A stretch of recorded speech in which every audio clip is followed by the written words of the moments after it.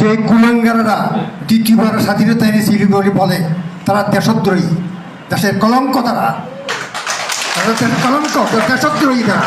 যে কুলাঙ্গাররা দ্বিতীয়বার স্বাধীনতা এনেছিল বলে বলে তারা দেশদ্রোহী। মাঠ, সারা মাঠ আমাদের চষে বেড়াইতেছে, সত্য কিনা? আজকে তাদের সাথে আমরা কথা বলতে, তাদের সাথে এক টেবিলে বসে কথা বলতে, এর থেকে লজ্জায় জাতির আর কিছুই নেই। তাই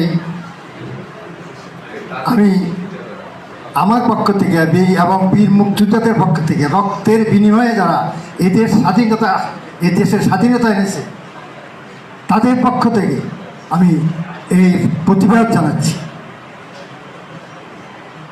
আমার পূর্ববর্তী বক্তা মানসুরুল হক বলে গেছেন, স্বাধীনতা দিবার আসে না।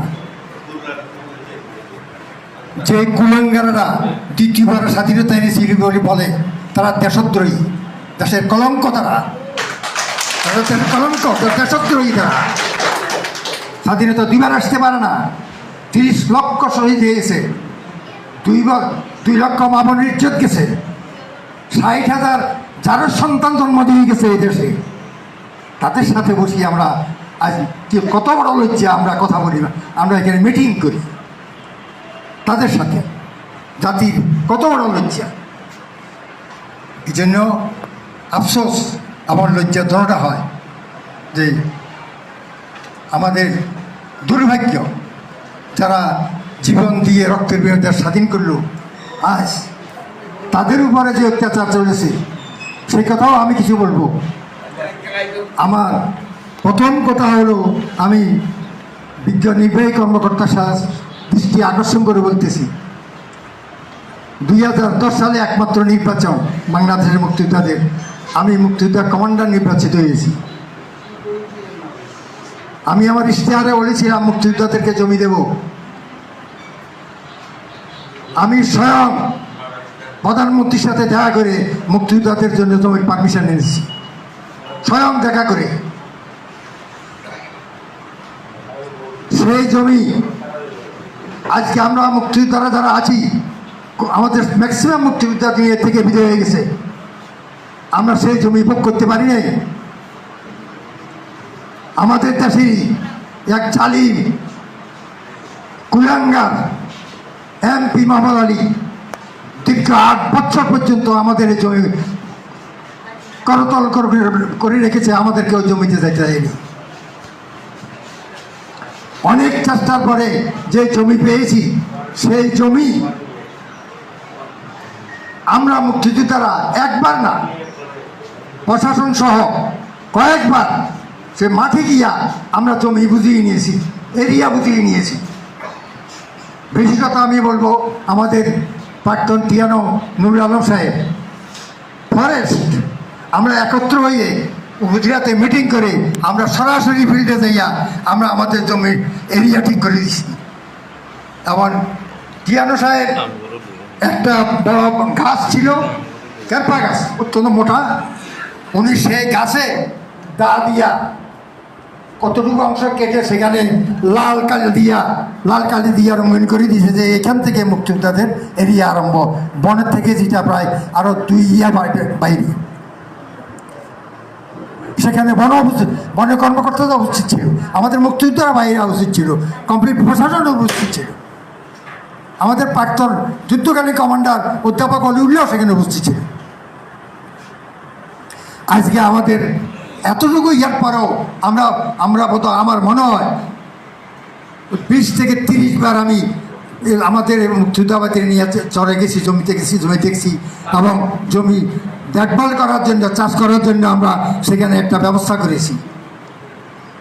নতুন চরে নতুন জমি 2-1 বছর ফসল হয় না, আমরা 2 বছর চাষ করছি, 14 এবং 15 কোনো ফসল হয়নি। 24 সালে ফসল হয়েছে, আমরা ভাগে 24,000 টাকা পাইছি, তার মধ্যে 10,000 টাকা আমাদেরকে দিছে, আর 14,000 টাকা এখনও ওই আজার মাঝি ছেলের কাছে আছে। আমি আমাদের বর্তমান কোঅর্ডিনেটর খন্দর কালামকে বলেছি, তুমি এই মুক্তিযোদ্ধাকে ওটা আগুন শুরু করতে পারি কিনা দেখো। আজকে আমরা এটা তো আশ্চর্য, মুক্তিযোদ্ধারও আশ্চর্য যে আমরা যেখানে সম্পূর্ণ ফ্রি জমি নিলাম, ফ্রি জমি নিয়ে আমরা যেখানে আমাদের এরিয়া নির্ধারণ করলাম, তাহলে আমাদের সেখানে বনায়ন করতে গিয়ে এক হইতে পারে কারসাজি, দ্বিতীয় হইতে পারে ন্যাচারাল বন। আজকে 8-10 বছর পর্যন্ত এখানে পড়ে রয়েছে, এটা ন্যাচারাল হইতে পারে, কারণ ক্যারপা গাছ হাঁটে এটা।